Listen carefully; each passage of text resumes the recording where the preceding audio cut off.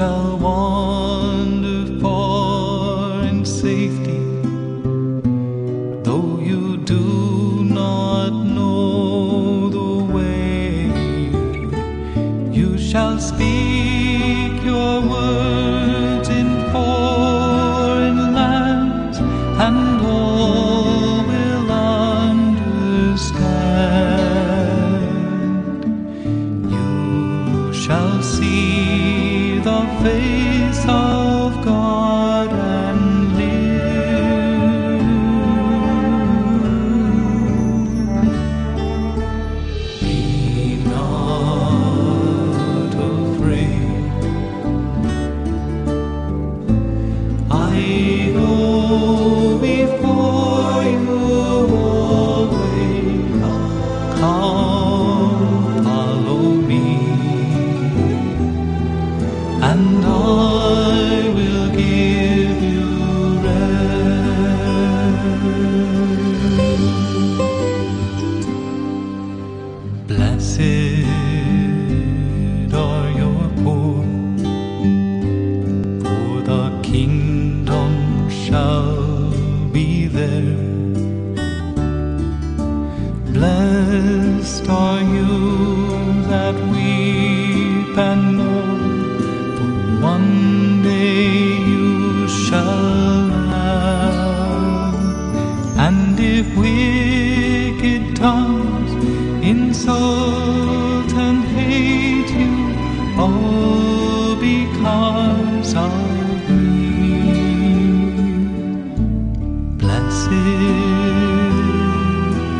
blessed are you.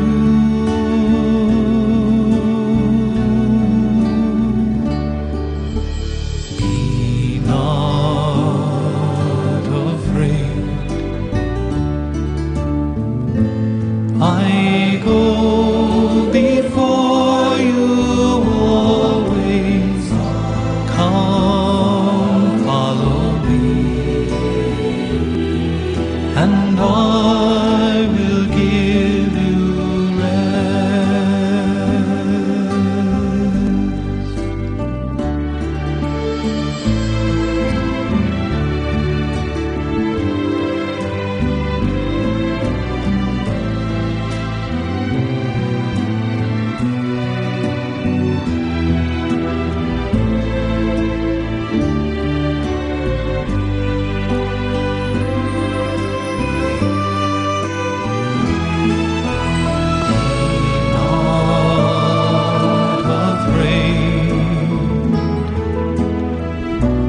I go before you always. Come, follow me, and I will give you rest.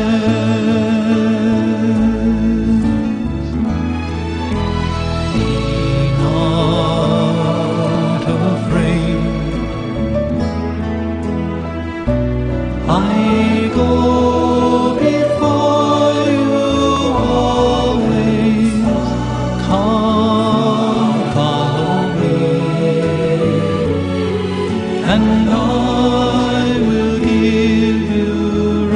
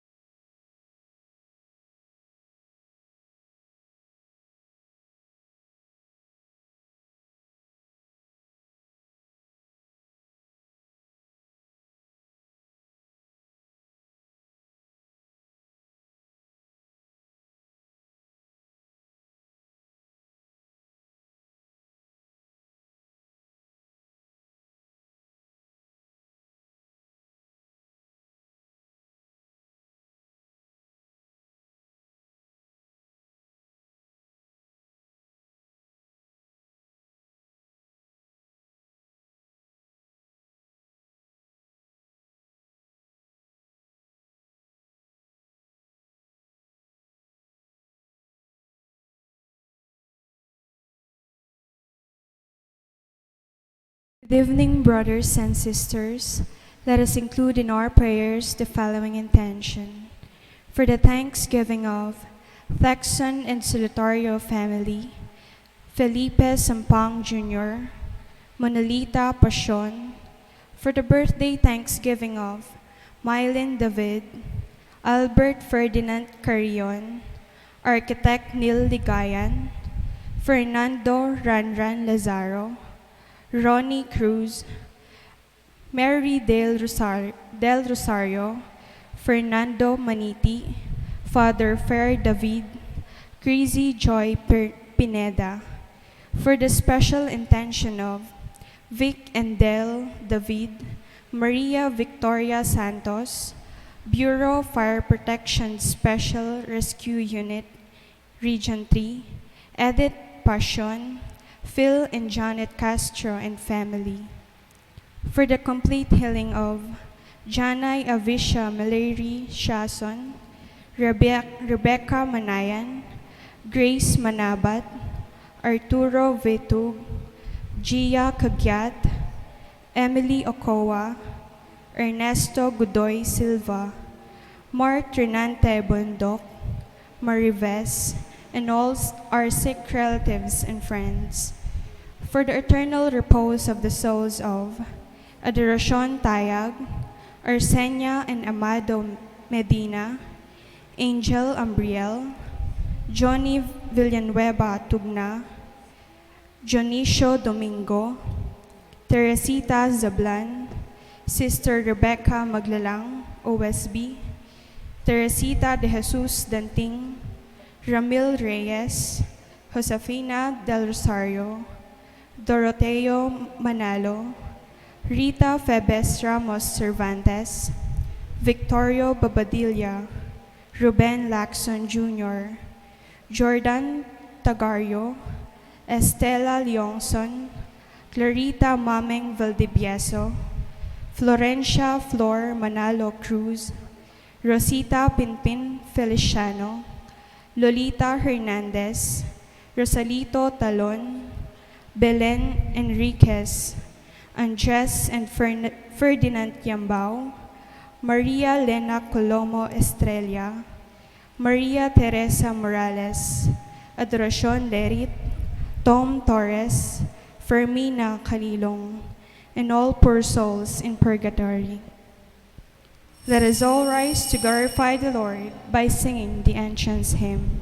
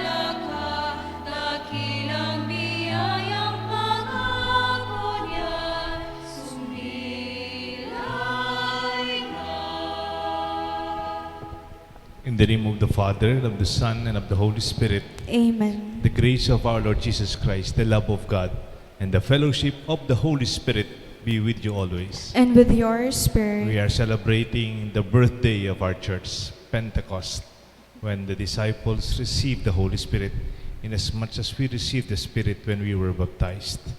And dear brothers and sisters, on this very day of the Pentecost, the Holy Spirit made known to all peoples the one true God, and created from the many languages of the humankind one voice to profess one faith, announcing the peace that comes from the victory of the Lord over death, that gives us the Holy Spirit with the power to forgive, with the power to conquer our sins.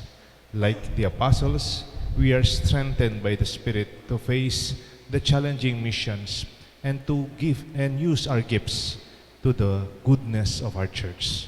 And so, my dear brothers and sisters, we were given the gifts, but sometimes we did not receive it, and we did not really accept it or use it to the fullest. We ask the Lord to strengthen us. You were sent to heal the contrite of heart. Lord, have mercy. Lord, have mercy. You came to call sinners. Christ, have mercy. Christ, have mercy. You are seated at the right hand of the Father to intercede for us. Lord, have mercy. Lord, have mercy. And may Almighty God have mercy on us, forgive us our sins, and bring us all to everlasting life. Amen.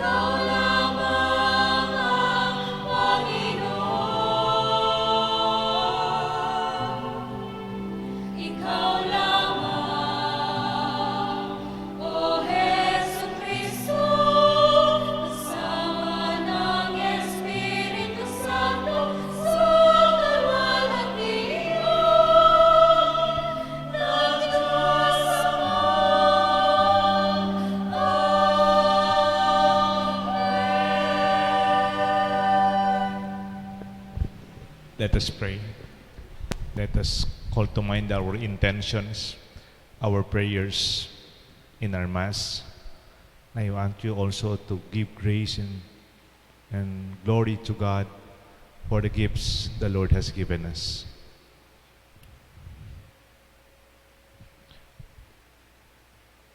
O God, who by the mystery of today's great feast sanctify your whole church and every people and nation, pour out, we pray, the gifts of the Holy Spirit across the earth, and with divine grace that was at work when the gospel was first proclaimed, fill once more the hearts of believers.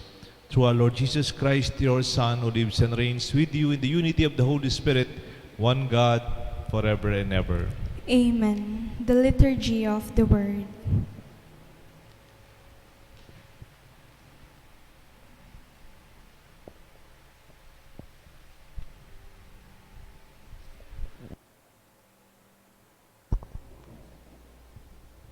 A reading from the Acts of the Apostles. When the time for Pentecost was fulfilled, they were all in one place together. And suddenly there came from the sky a noise like a strong driving wind, and it filled the entire house in which they were. Then there appeared to them tongues as of fire, which parted and came to rest on each one of them. And they were all filled with the Holy Spirit and began to speak in different tongues as the Spirit enabled them to proclaim. Now there were devout Jews from every nation under heaven staying in Jerusalem. At this sound, they gathered in a large crowd, but they were confused, because each one heard them speaking in his own language. They were astounded, and in amazement they asked, "Are not all these people who are speaking Galileans? Then how does each of us hear them in his native language?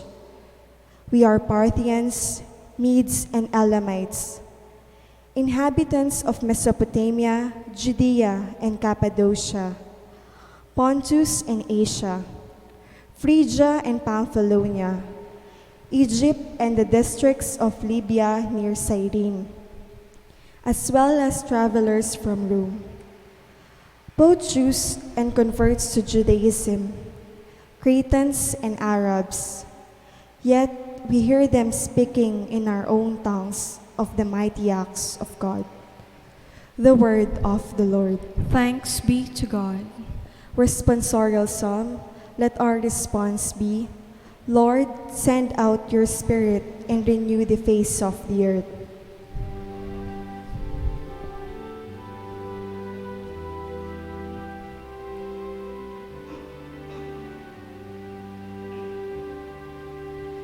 Lord, send out your Spirit and renew the face of the earth.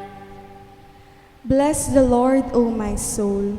O Lord my God, you are great indeed. How manifold are your works, O Lord. The earth is full of your creatures. Lord, send out your Spirit and renew the face of the earth.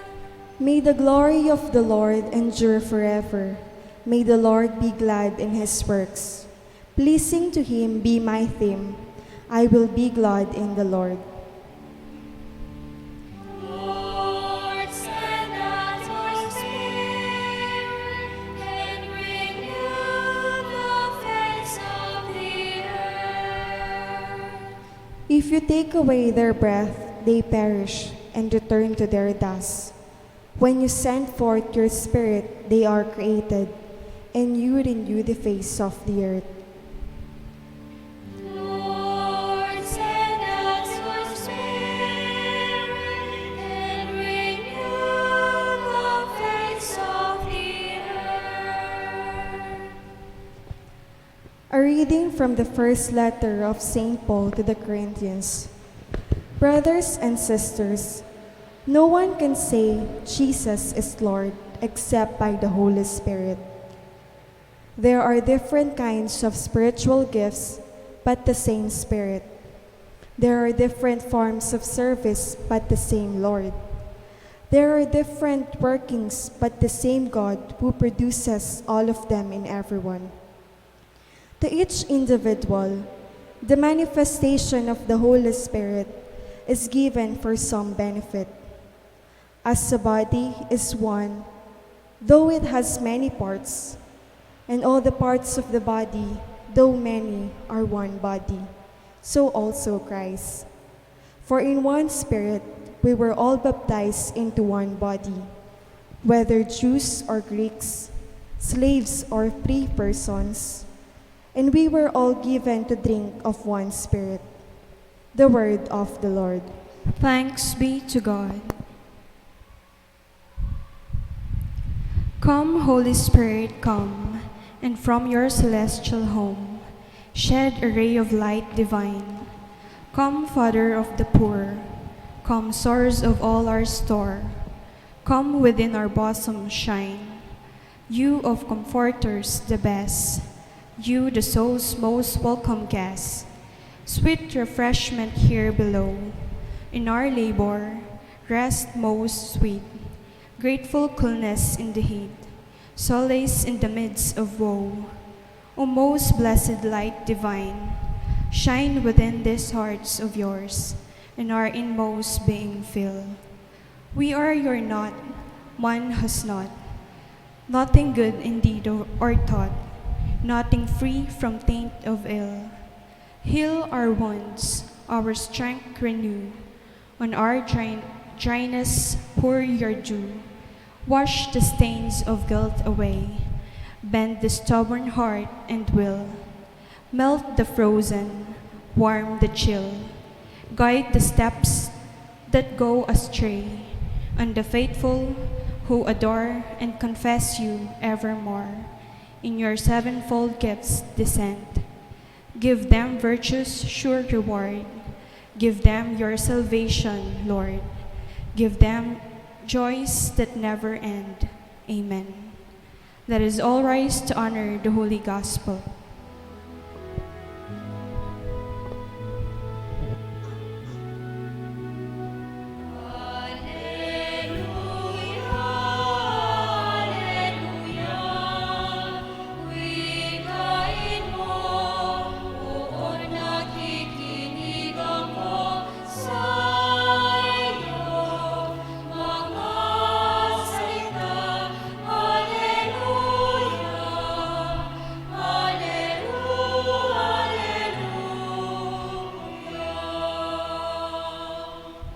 All together, please.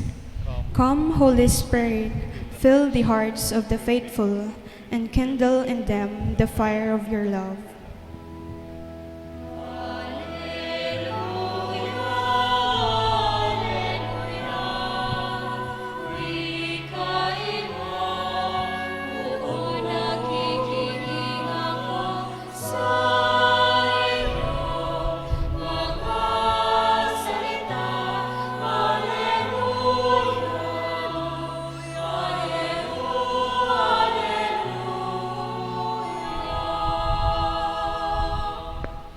The Lord be with you. And with your spirit, A reading from the Holy Gospel according to John.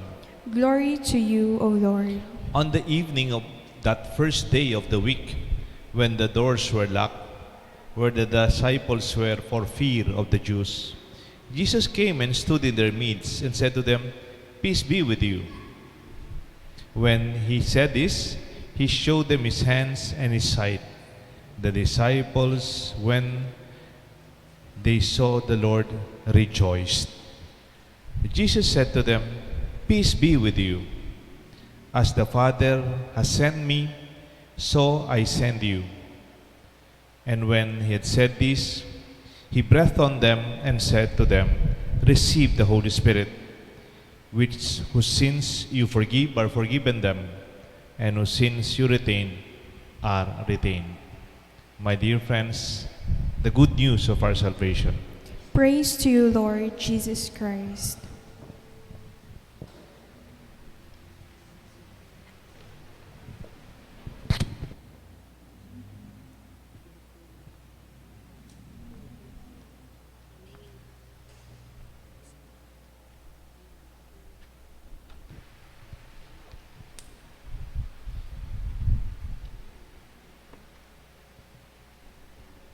In the name of the Father, the Son, the Holy Spirit. Amen. Happy birthday to our church. Pentecost is the foundation day of our church.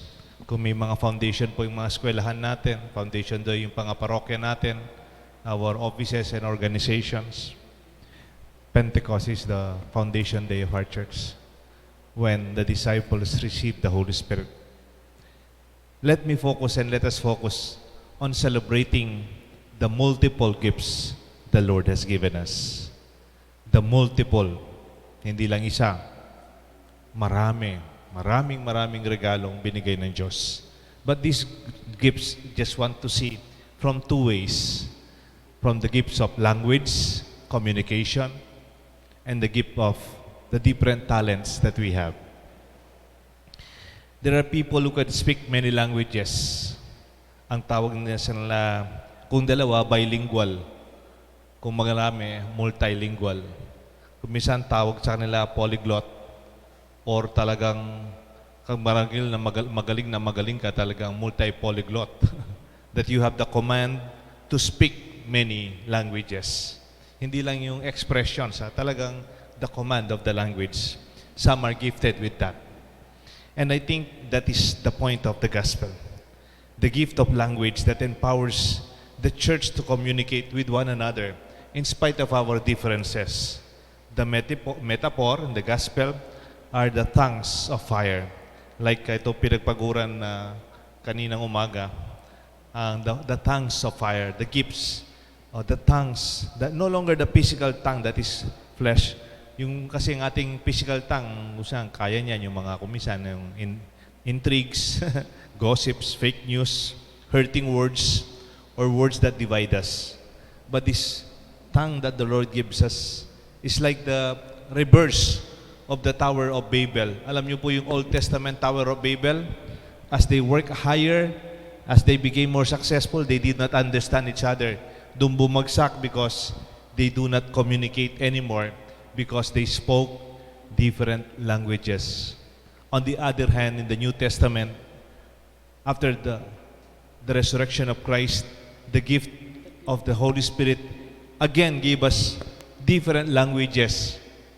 But this time, the disciples is speaking different tongues. They were not divided.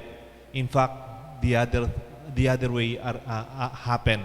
They were able to communicate, to reach out, to dialogue with other communities and culture. Kung minsan, di ba, ako alam ko po, at least alam ko isang polyglot, yung multilinguist, si Bishop Ambo David. Si Bishop Ambo, he can speak at least 5 or 6 languages. Talagang he can write, he can talk. Italian, easily. Spanish, easily. French. Yung Greek also. And of course, the other major languages na pinag-aralan nila. And when he was already studying abroad. And that is very good. Kung minsan ako, tayo, di ba, magaling din ng mga Pinoy. Yung mga Italian natin, pwede rin. Maraming Italian sa Italy, sa mga Pinoy. Maraming Italian doon. Minsan daw may Pinoy, bagong bagsak sila, bagong dating sila sa Italy. Kumain sila sa restaurant, hindi sila marunong mag-order. Hindi sila sanay sa fettuccine, macaroni, spaghetti. Sabi na, anong orderan natin, kuya? Hindi ko maintindihan to. Sabi na ako bahala dyan. Tinawag yung waiter, give us pansiti gisadi. Galing. Sumagot daw yung waiter, sir, babaluti, kakaini. Pilipino din po pala yung waiter. Magaling po tayo sa mga language na hindi tama. No? Ngari yung French. Dito sa Kapampangan, marami pong French. Sa Kapampangan, parang French pag naghihingi ka ng kanin, yung extra rice, sasabihin mo, nasi na mo? Sounds like French. And marami pa pong ganyan. And yung mga Chinese sounding Kapampangan, how do you say Chinese in, is this your elder sister? How do you say that in Chinese? Achime? That sounds Chinese. Marami pa po. Baka, kunyari mo, in Japanese, maraming Japanese na Kapampangan. How do you say, poging-pogi in Japanese? Poging-pogi. Handsome. Kamukako. Ha? Galing-galing, no? O yung mga naman hindi magandang lalaki, kasura mo. Japanese yan. Okay, punta po tayo sa homily ulit. Alam niyo po, how we can speak different languages. Maybe you may not be gifted as Bishop Ambo, or maybe you're professors in Spanish, in ngayon, Chinese, Korean. You may not speak them. You can study actually. Kahit kumisan yung kasama naming pare, si Father Marius Roque, nakikinig lang sa kanyang earphone at meron siyang language and he learns how to speak Italian and so on, French. Pero other than that, may I suggest how a true apostle can also speak different languages? Here you don't have to go to school. You really don't even have to study much. Ito po yung example. Can you speak the language of the poor? Pag nagsasalita yung mga mahihirap, naintindihan mo ba gusto nilang sabihin? Do you speak the language of the old? Pag nagsasalita si Lola, pag nagsasalita yung matatanda, can you still connect? When they are talking about their anxiety ngayon, they could not even go out. Kahit na general quarantine, still they cannot go out. Mama ko nahihirapan kasi she cannot go out. She's not physically well ngayon kasi nagiging mahina yung katawan niya. And I think it's one thing to be safe, the other thing is to be healthy. Physically and even psychologically. Sabi ko nga, how do you speak the language of the old? Mga bata ngayon, hindi na marunong makiharap, makinig, at makiusap, at makinig sa mga matatanda. Not because ayaw nilang masermon, no. Kaya nga kumisan yung matatanda, when they speak, sad to say, maybe the young would not listen. Bakit? Kasi naka-earphone eh. Kasi yung mga bata, ang kaharap nila, yung kanilang pads, yung mga iPad, yung mga kanilang tablets, but they do not speak the language of the old. Matatanda, they want to talk, harap-harapan. Hindi sila nagte-text. Wala silang instrumentalization of being close to them is literally to be close. Yung nakakausap mo yung kasama mo sa bahay. Nakakausap mo yung kasama mo sa lamesa. Yung pamilya mo, that is basic for them. That is their language. A real language of presence, face to face. Sometimes the young do not know how to speak that. How about the language of the sick? Kumisan yung mga may sakit, pinapagalitan natin, "O, mo yan. Nanong taramdaman mo?" Sometimes they fear. Sometimes they have hesitations. Sometimes they could not even accept the reality of their pain. And how do you speak to the reality of those who are afraid to face their own illness? That takes a lot of compassion. It takes a lot of patience. Bago kumisan sabihin, mabuti pa yung mga bata when we were younger, pag yung baby, masakit yung tiyan, iiyak. Yung baby, pag gutom, iiyak. Pero pag matanda na tayo, we already feel something, tinatago pa natin. It takes a person who knows how to listen and how to talk the language of the sick that leads to healing. Pwede pa. Do you know how to speak the language of the young? Ang mga kabataan ngayon, kumisan, of course, they have different language ngayon, mga different symbols, mga different emojis, ganon. More than those things, I hope tayo po medyo may edad ng kamukha ko, mga tito, tita, mga parents, mga lolo't lola, can we do something to just listen to them, to be there for them also? Because many times we are also too busy and we do not know how to communicate with them. Parang iba yung mundo nila. And sometimes it's so sad that we are one family and yet we don't speak one language. And also the voiceless. Do you know how to listen sa mga walang boses, yung mga maliliit, yung mahina yung boses? Yung tawag natin yung mga the hidden poor, that they could not speak and express their needs because of shame and fear or sometimes insecurities. How do you speak to the other? Yung iba sa atin, yung hindi Katoliko, yung hindi Kristiyano, yung hindi nagsisimba, yung hindi nagdarasal. Can we speak to them? You don't have to speak French or Spanish or English as long as you know how to speak to those who are not with us. In fact, this 2020, the focus of our church actually is the year of ecumenism and religious dialogue. And to reach out to other cultures, the other, not the focus of the other, but the concern that we are together, that we are one. I pray that we will feel able to speak these different languages. Alam mong pakiusapan ng kapatid mo. Alam mong pakiusapan yung taong nalulungkot, nasasaktan. Yung taong nahihirapan. And this is the gift of the Holy Spirit when indeed we can really speak the language of others. Ikalawa po, ang tawag dito more than multilingual, ito naman po multi-talented. Yung tawag po nitong speaker minsan si Emil Wartnik, ang tawag niya multi-potentialite. Have you heard that? Multi-potentialite. When we were young, tinatanong tayo, anong ambition mo? What do you want to be? Just one thing, it becomes the rest of your life. Some get bored or seek development and interest, even we focus to specialize. Halimbawa, I want to be a doctor. I want to be a nurse. I want to be a priest. I want to be an engineer. I want to be a teacher. But usually, is that our calling? Focused on one kind of life? We have multiple gifts. Naalala ko yung isang teacher yata ng grade 1, tinatanong itong mga bata para medyo magkaroon na ng ambisyon.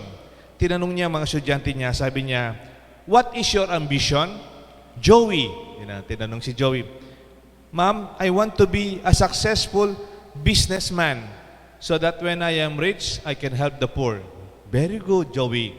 Tapos tinanong niya, "Christian, Chan, what do you want to be?" "I want to be a good lawyer, ma'am, so that I can defend the poor." Very good, Christian. How about Kate? What is your ambition? "Ma'am, I want to be a teacher like you, so that when I be a teacher, I could teach the poor." How about you, Mariano? "Mark, what is your ambition?" Sabi mo, "I want to be an engineer, ma'am, so that when I'm an engineer, I could build houses for the poor." How about you, Nathaniel? "Nat, what is your ambition?" Tumayo si Nathaniel, "Ma'am, I want to be a good doctor so that when I become a doctor, I could help the poor." Tapos si Pedro, pinaka mahirap mag-aral sa kanila, hindi masyadong magaling. How about you, Pedro? Pinakuli. Last row. "What do you want to be?" Sabi ni Pedro, "Ma'am, I want to be poor." Ba't gusto mong maging mahirap? Siyempre, ma'am. Because kung walang poor, walang matutulungan itong teacher, itong kaklase kong businessman, walang magagawa yung aking kaklaseng lawyer, walang matutulungan si Mark na engineer, walang matutulungan si Dr. Nathaniel. Kaya, ma'am, I want to be poor. Of course, nobody really intended to be poor. But I'm just saying, kahit mahirap ka, mayroon ka ring regalo. We have our own gifts. It's just a question of using them, harnessing them, discovering them. Especially today, in our times of these transitions, we have to be creative in spirit, to be called to practice adjustments, adaptability, to remain relevant and competitive through our creativity. Kumisan, dating mga IT personnel, ngayon they are into sales. Meron akong kaibigan, they are doctors, but they are good businessmen. Meron akong kilalang doktor, they also help sa family life ministry. They give counseling and pre-K na seminars for those who begin to their wedding life. And then meron akong kilala, engineer, he can build houses, and yet he's helping, leading the church sa BCBP, mga businessmen, Brotherhood of Christian Businessmen and Professional. Most of them are engineers and professional, but they lead us in evangelization in the marketplace. They witness to their faith. They preach, they talk. Meron pa akong kilala, lawyer, si Attorney Bong Roque. Other than being a good lawyer, during Saturdays like this, with their children, they play good music and serve as choir, lawyer, and then composer and a music leader. And also recently, Attorney Roque launched an e-book entitled Instead of Ship. It's a book you can be accompanied by this book. It's free. You can download it. And instead of ako, minsan di ako makatulog, nagbabasa ng mga news, no? Nakaka-stress lalo. Reading the books of Attorney Roque, parang in a sense, lawyer, and yet this time, a writer. Yes, we call this multi-potentialite. Huwag mo lang tignan yung sarili mo, ako magiging lawyer, Ako magiging accountant. Ako magiging teacher. Pwedeng teacher ka pero magaling ka sa IT, di ba? Pwedeng meron akong kaibigan na pare, pero ang galing niya sa music. They compose songs. May kaibigan akong pare, si Father Jonathan. He's a very good priest of Santa Te dito sa Angeles, and yet he's the director and editor of our Men of Light. And we have to use our multi-potentials. Hindi ako naniniwala, isa lang ang tawag ng Diyos sa'yo. Parang dito na lang ako. You can always expand in creative ways the call of God to you. We are not called to outshine, but simply to shine out, to give praise to our giver. No need to compare, no need to compete. We have to complement and to complete one another. No need to be jealous. We are all gifted. Use it or you will lose it. Success actually is an intersection of the various gifts working for a common goal. Hindi po ako naniniwala, kailangan isa lang. Ito yung superior na kagalingan. Hindi po totoo yun. Halimbawa, how do you build a building? Kailangan mo ng 100 na engineer? Kailangan mo ng 100 na architects? No. There should be different gifts. Electricians, painters, masons, engineers, of course, architects, and different gifts that you should put together to make it complete. How do you make a movie? Siguro magaling na artista, but you should have the writers, those in charge of the film, the editing, the sound and everything. Companies in your production. We all need various gifts. Even in our church, hindi lang isang pare, that's not true. We need people who can sing, who can read, who can proclaim, who can do ngayon sa ating simbahan. I could not do this without the online mass. It's very technical. Ako mismo, hindi po na ako magaling sa ganyan. Even sa Men of Light, I don't know how to do the editing. But we just are comfortable with the gift that we have and then share it. We don't have to compete. We only have to complete. We have to complement. And maybe we could just already go to the part of the use of our gifts. If you are a good teacher, you don't give gifts to your student, their talents. Hindi binibigay ng teacher ang kagalingan ng bata, hindi. Kahit yung libro, hindi. As school, parents, leaders, teachers, your role is to encourage the building of confidence and support and cooperation among gifts. The role of teachers and parents is to help the young discover their giftedness. Help them to use it, to encourage it, to develop it, to collaborate later on towards the common mission that we have and our common calling. You can become facilitators of gifts. A good leader, hindi man kailangan ikaw ang pinakamagaling. Ang magaling lang sa leader, if you can facilitate different talents, different gifts, and make them comfortable, joyful, and friendly, a sharing of common mission and value and goal, then we could do better. Our Christian life begins with the Holy Spirit. We don't only but be given, I am given the gift. The other is, I should also receive the gift. Pwede ko sing bigyan ng regalo, pero pagkabigay mo sa regalo, tinago ko, kaya tinapon ko, I did not receive the gift. One thing is to be given, the other thing is to actively, joyfully celebrate the gift that is given. Use it. Kaya nga po, these are ways of becoming more mature with what we have. And the good thing about this gift, hindi po kamukha ng gift ng bata tayo. Di ba yung gift natin ng bata tayo? Toys, dolls, or maybe whatever gifts we have. Maybe shoes or maybe a good watch. These are physical gifts. Pag binigay mo, okay din, pero wala na. But when you use your gifts from the Spirit, the more you have them, you will never lose them. The more they are developed, the more they are honed. Alam ko po yung image na gusto kong gamitin. Alam niyo po yung prism? Prism. P-R-I-S-M. Yung parang parang shape na diamond ganyan. Parang glass na maraming shape, maraming edges. There is only one light, one source of light.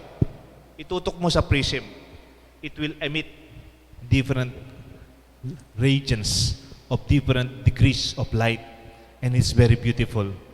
I think that is the Holy Spirit, one source, and yet it is expressed in different ways. Let us respect this, let us celebrate it, let us use them well for the glory of God and the advantage especially of those who can use it. Gusto ko lang po magtapos doon sa isang bata. Matanda na pong kwento to ng isang bata. Kasi 1932 yata yun, 1933. Ano siya? Siguro mga grade 2, grade 1. Yung teacher, pinauwi itong bata at sumulat sa mother niya, "Your child cannot be schooled. She has no future. Hindi na pwedeng mag-aral ang anak mo. Wala siyang kinabukasan. Hindi siya marunong makinig, hindi siya umuupo, parati siyang gumagalaw, hindi siya ma-steady, no? She's always walking around. Naabala kami, no?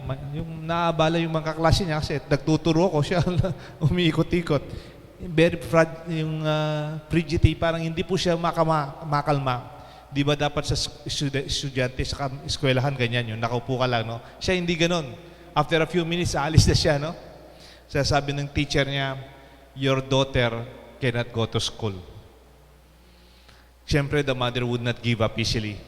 Ang magaling sa mother, dinala niya sa doktor. Kinonsulta niya yung anak niya. Sabi niya, "Doc, is it true that my daughter cannot learn anymore and cannot go to school?" Tapos tinignan niya itong doktor, in-evaluate ng doktor.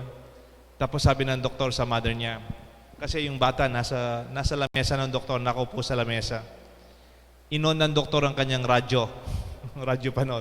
Tapos lumabas muna tayo, sabi ng doktor. Sinara yung pinto.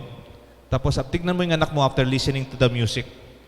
Tinignan nila, nakasilip sila dun sa bintana. And then yung bata, nung walang tao, ang ganda ng music. Tumalon sa inuupuan niyang table. Tapos sumayaw tong bata, siyang mag-isa, sumasayaw, sayaw ng sayaw. Itong bata sumayaw ng sayaw. And then sabi ng doktor, "Your daughter is not sick. There's nothing wrong with your daughter." Ang tawag sa kanya yung ADHD ba yun? Yung kanyang sobra sa active sobra siya, no? Sabi ng walang sakit ang anak mo. Send her to a dance school. Alam niyo po sino itong batang to? Siya po yung choreographer ng Phantom of the Opera. Siya yung choreographer ng Cats. She's the #1 ballet queen of UK and a choreographer of many important Broadway show, opera in different ways. Ang pangalan niya po, Gillian Lynn. I think all of us are challenged to discover our gifts. Not to say wala kang galing, hindi ka magaling. Hindi po totoo yun. Walang taong hindi magaling. What is important is we discover them, encourage them, and allow them to be used for the glory of God and for the betterment of our society. May God bless us all, and let us celebrate our multiple gifts. May God bless us all, the Father and the Son and the Holy Spirit. Amen. Please all rise. My dear friends, I invite you to profess our faith. Tayo po lahat. I I believe in God, the Father Almighty, creator of heaven and earth, and in Jesus Christ, his only Son, our Lord, who was conceived by the Holy Spirit, born of the Virgin Mary, suffered under Pontius Pilate, was crucified, died, and was buried. He descended into hell. On the third day, he rose again from the dead. He ascended into heaven and is seated at the right hand of the Father Almighty. From there, he will come to judge the living and the dead. I believe in the Holy Spirit, the Holy Catholic Church, the communion of saints, the forgiveness of sins, the resurrection of the body, and life everlasting. Amen. Let us pray to the Heavenly Father to fill us with the Holy Spirit, who would aid us in our weakness, and to be advocates and guides of truth and peace. For every prayer we shall answer, Father, fill us with your Holy Spirit. Father, fill us with your Holy Spirit. Father, send your Spirit to the Church and endow her with a variety of charisms and ministries that the spirits inspire for her good. We pray. Father, fill us with your Holy Spirit. Father, pour out your Spirit on the leaders of our nation, that they may use their power and authority in the service and liberation of our people. We pray. Father, fill us with your Holy Spirit. Father, fill all missionaries with your Spirit, that through their preaching of the good news, people may come to know you and your Son Jesus. We pray. Father, fill us with your Holy Spirit. Father, fill the pillars of families with grace and courage, that they may guide their children to the path of love. We pray. Father, fill us with the Holy Spirit. Father, send your Holy Spirit to comfort the sick and the dying, and to give eternal life to those who have died. We pray. Father, fill us with your Holy Spirit. Let us pray for the urgent concerns of our community and our personal intentions. For the thanksgiving of Texon and Solatorio family, Felipe Sampang Jr. and Manolita Passion. For the birthday thanksgiving of Mylene David, Albert Ferdinand Carrion,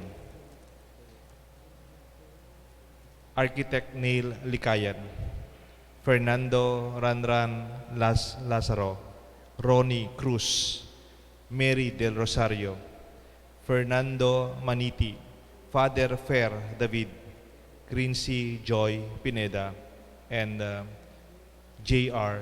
Galang. For the special intentions of Vic and Del David, Marives, Maria Victoria Santos, Bureau of Fire Protection Special Rescue Region 3, and Edith Passion.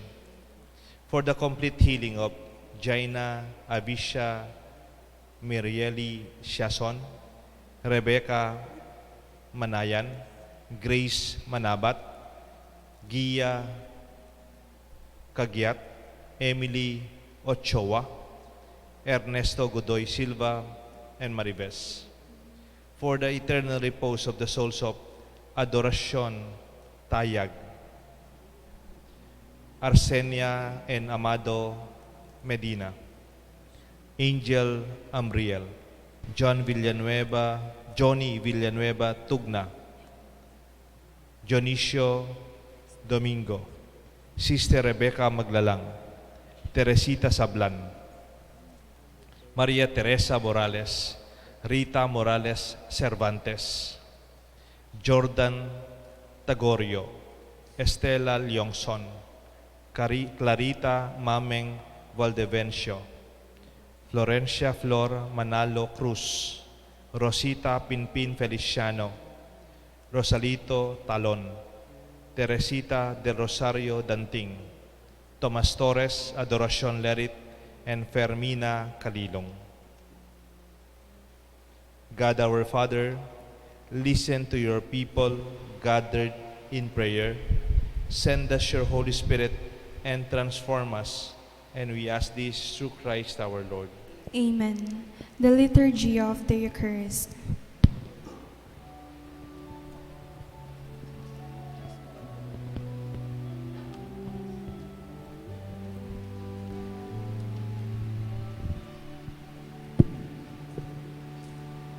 As died in heaven for the waters of my soul may enter deep, you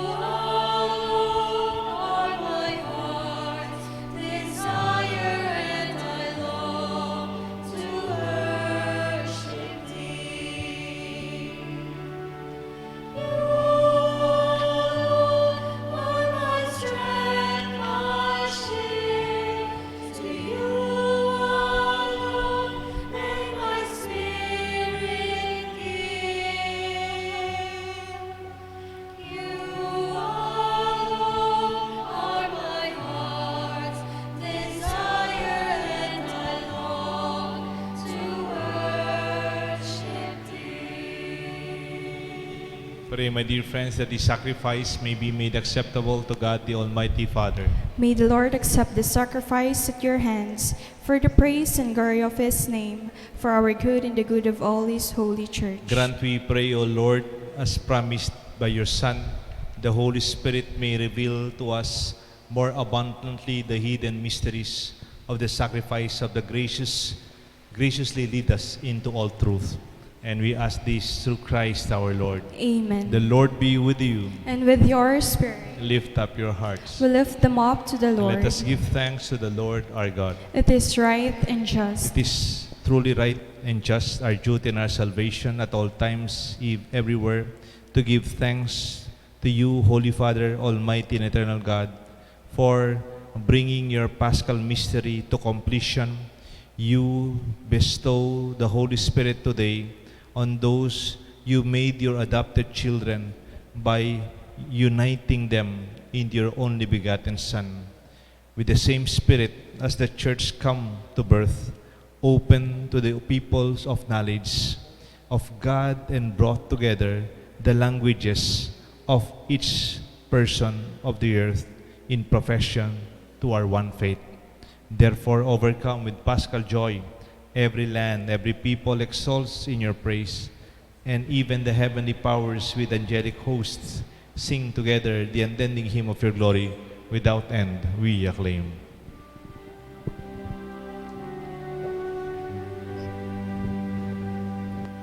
Holy, holy, holy, Lord God of hosts. Heaven and earth are full of your glory, full of your glory. Hosanna in the highest. Hosanna in the highest. Blessed is he who comes in the name of the Lord. Hosanna in the highest. Hosanna in the highest. Hosanna in the highest. Hosanna in the highest.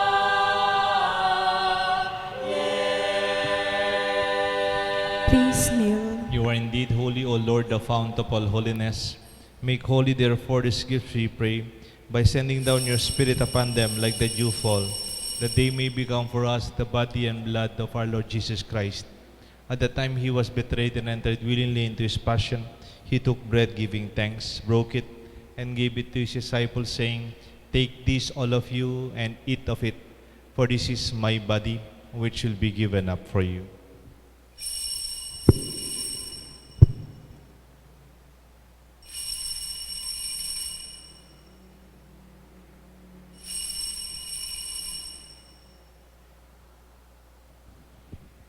In a similar way, when supper was ended, he took the chalice, once more giving thanks. He gave it to his disciples, saying, "Take this, all of you, and drink from it, for this is the chalice of my blood, the blood of the new and eternal covenant. It will be shed for you and for many, for the forgiveness of sins. Do this in memory of me."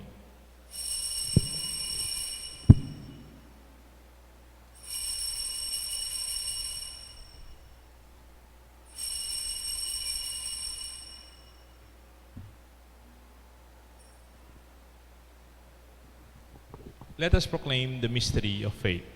When we eat this bread and drink this cup, we proclaim your death, O Lord, until you come again, until you come again. We proclaim your death, O Lord. Therefore, as we celebrate the memorial of his death and resurrection, we offer you, Lord, the bread of life, the chalice of salvation, Giving thanks that you have held us worthy to be in your presence and minister to you, humbly we pray that partaking of the body and blood of Christ, we may be gathered into one by the Holy Spirit. Remember, Lord, your church is spread throughout the world. Bring her to the fullness of charity, together with Francis, our Pope, Laurentino, our Bishop, with all the priests and all the different brothers and sisters who serve you, their different gifts, the different languages, the different charisms that you have given them. For those who are celebrating their Foundation Day, especially for our charismatic communities and our church and our foundation as one church. Lord, we also pray for our brothers and sisters who have fallen asleep in the hope of the resurrection, and those who have died in your mercy. Welcome them into the light of your face. Have mercy on us, we pray. With the Blessed Virgin Mary, Mother of God, Saint Joseph, her spouse, with the blessed apostles and saints who have pleased you throughout the ages, we may merit to be co-heirs to eternal life, and may praise and glorify you through your Son, Jesus Christ. Through him, with him, in the unity of the Holy Spirit, all glory and honor is yours, Almighty Father, forever and ever. Amen, amen, amen, amen,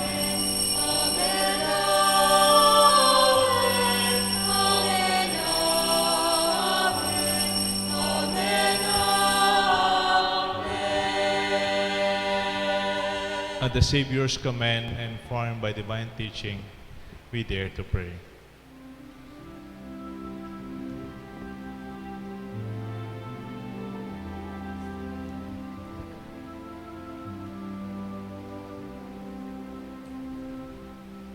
Our Father, who art in heaven, hallowed be thy name. Thy kingdom come, thy will be done, on earth as it is in heaven. Give us this day our daily bread, and forgive us our trespasses, as we forgive those who trespass against us. And lead us not into temptation, but deliver us from evil.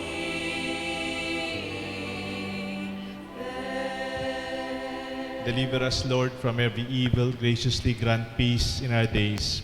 In your mercy, keep us free from sin, safe from all anxiety, as we await the blessed hope and the coming of our Savior, Jesus Christ. For the kingdom, the power, and the glory are yours, now and forever. Lord Jesus Christ, you said to your apostles, I leave you peace. My peace I give to you. Look not on our sins, but on the faith of your church. And grant us the peace and unity of your kingdom, where you live forever and ever. Amen. The peace of the Lord be with you always. And with your spirit. To celebrate the peace that is given to us. Peace be with you. Peace be with you. Peace be with you. Kapayapaan po.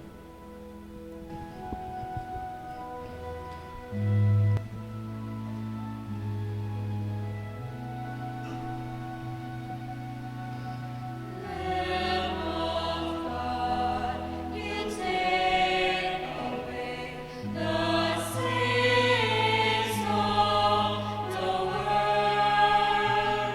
Have mercy on us.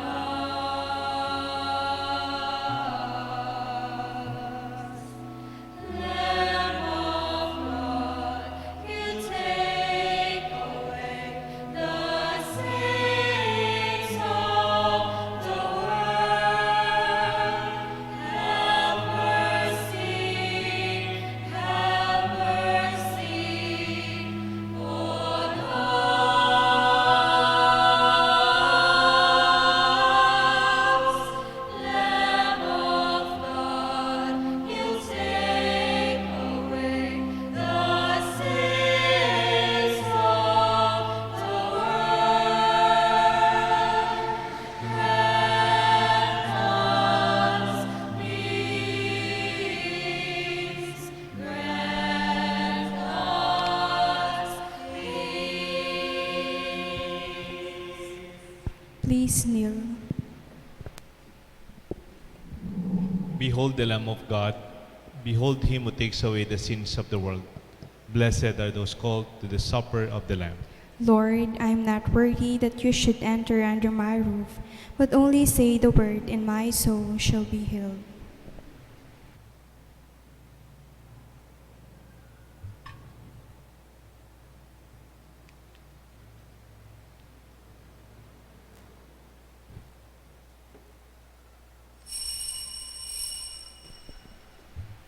Act of Spiritual Communion. My Jesus, I believe that you are present in the most holy sacrament. I love you above all things, and I desire you to receive you into my soul. Since I cannot at this moment receive you sacramentally, come at least spiritually into my heart. I embrace you as if you were already there, and unite myself wholly for you. Never permit me to be separated from you. Amen.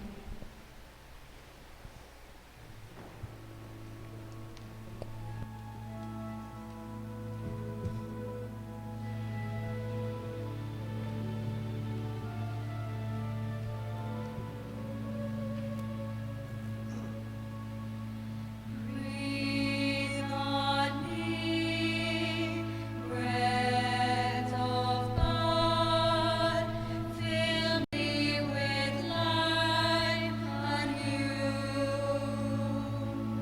that I may love the things you love and do what you would do. Breathe on me, breath of God.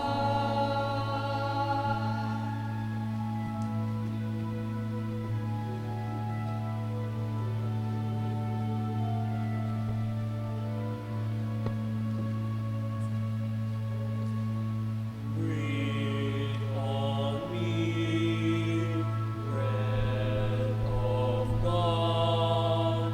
Still my heart is pure. I'm still with you. I have one way to live and do and true. Breathe on me, breath of God. Breathe on me, breath of God, my soul with grace divine, until this earth be part of me, close with your fire divine.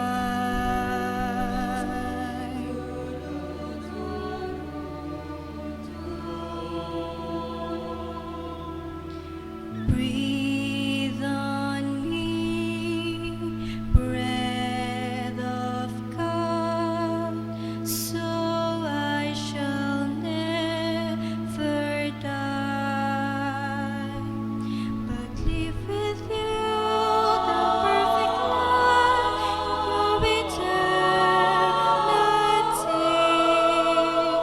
Breathe on me, breath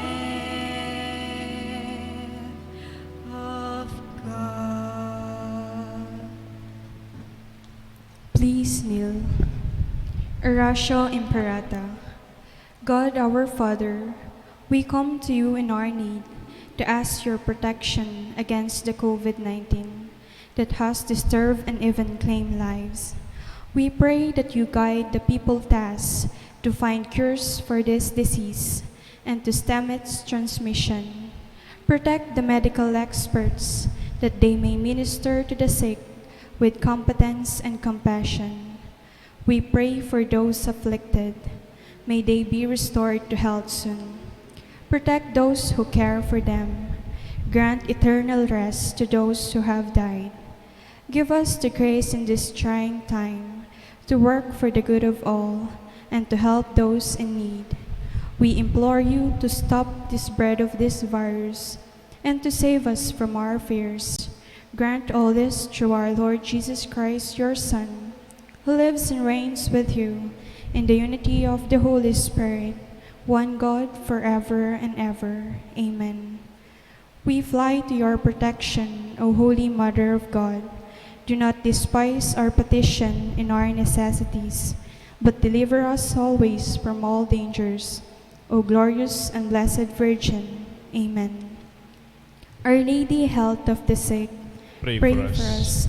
Saint Raphael the Archangel, Pray for us. Saint Roch, Pray for us. Saint Lorenzo Ruiz, Pray for us. Saint Pedro Calungsod. Pray for us. Please all rise. Let us pray. O God, who bestow heavenly gifts upon your church, safeguard, we pray, the grace you have given, that the gift of the Holy Spirit poured out upon her may retain all its force, and that this spiritual food may gain her abundance of eternal redemption. We ask this through Christ our Lord. Amen. By Monday, June 1, at least here in Pampanga side, I heard, even Manila, we are going through general community quarantine. No? And I heard there are some adjustments even for the church. I heard some good news, but they are not yet final and official. And I'm sure within the week I will still continue to celebrate every day, daily mass at 6 o'clock. And later on, maybe within that week, we will know the details of how we can maybe gradually adjust to the new ways of celebrating Mass safely together. And please wait for those announcements. And I'll pray for you and bless you. The Lord be with you. And with your spirit. And may the blessings of Almighty God rest upon you and upon your loved ones and family, the Father and the Son and the Holy Spirit. Amen. Our Mass is offered. Let us receive, let us celebrate, and let us use the multiple gifts the Lord has given us. Thanks be to God.